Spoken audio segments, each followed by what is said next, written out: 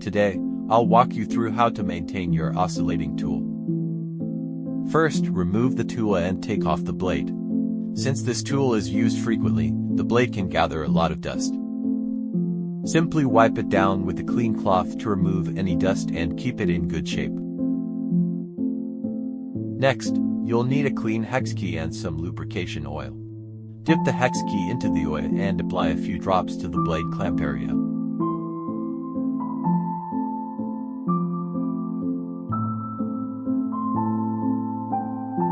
To make sure the oil spreads properly, turn the shaft at the back of the motor.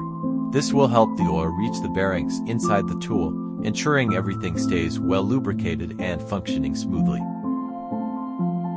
For older models, look for a small hole on the side of the tool with a cap. Remove the cap and apply a few drops of oil directly into the hole. Thanks for watching, and be sure to subscribe for more maintenance tips and tool care advice.